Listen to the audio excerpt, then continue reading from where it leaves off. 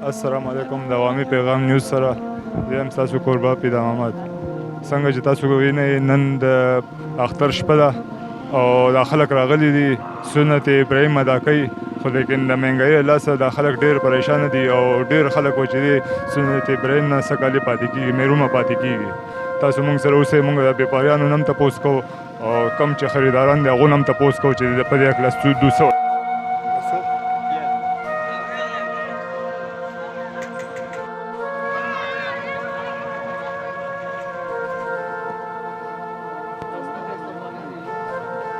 بسو ہے 65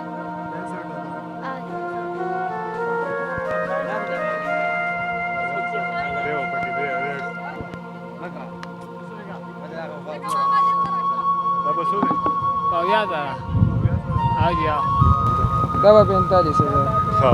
او بل څه کم یو خو دا به 25,000. ها دا یو دا 15,000. دا هم په 25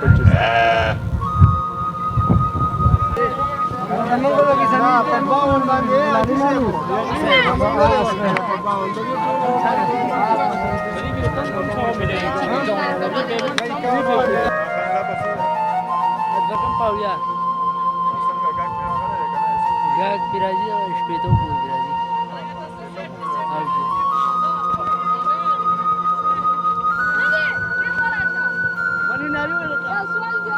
بسو ہے دا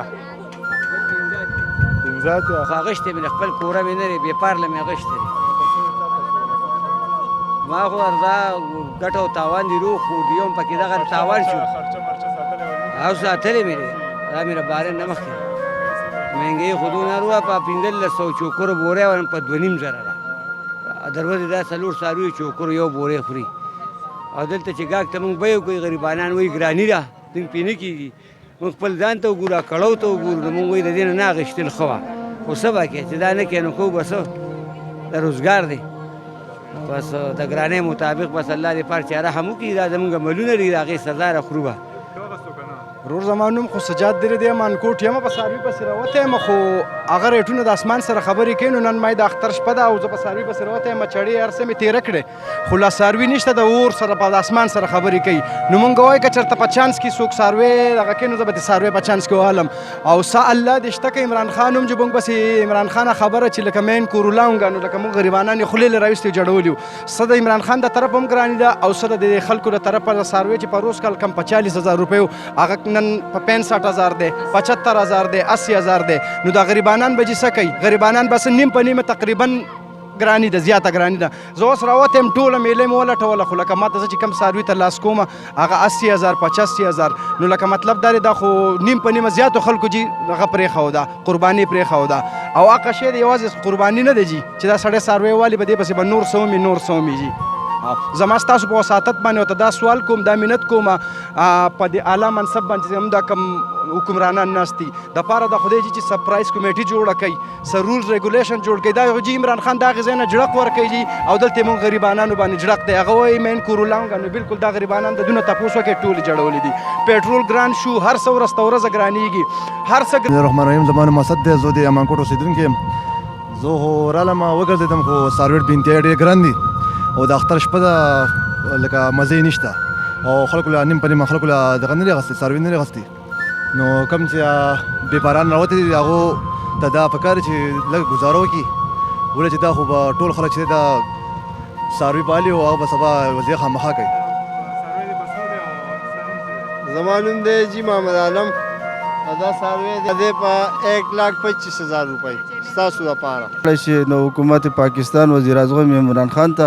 نو زه هغه سره د یو انسانیت په بنیاد باندې یو درخواست کوم چې په ورځ د قیامت به ته د دې قوم او د دې پاکستان او د دې مسلمانانو ته الله ته جواب دی نو د دې مهنګایي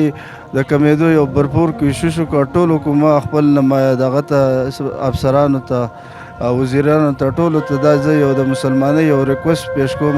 چې په دې باندې د غور او فکر وکړي او یو جدود جهد دی وکړي صرف د خبرو اترو نه بیانونو نه د دې نه به څه جوړ شي ولې چې دوی به په ورځ د قیامت خپل الله رب العزت ته جوابدی د هر چیز جواب به ورکوي جي زه بېپاري یم جي اقبال مې نوم دی د د بنگلاديش امانکوټ یم سروي ماروي خرڅوم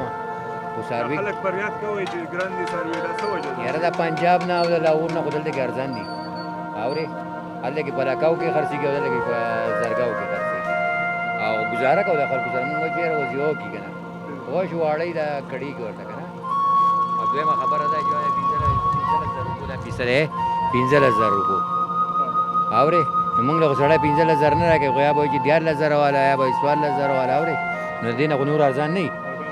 دا ګډان ورکوو دغه په 25,000 روپو ورکوو په پنجاب کې چارې په 50 پالي دا بالکل دا ګپ لګی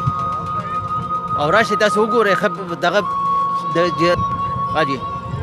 دا موږ لکه ساتلي دي څه خرچې پې کوو بیا موږ لکه دغه څه ګران پرېوتي څه ارزان پرېوتي نو لکه مشترکه ریټونه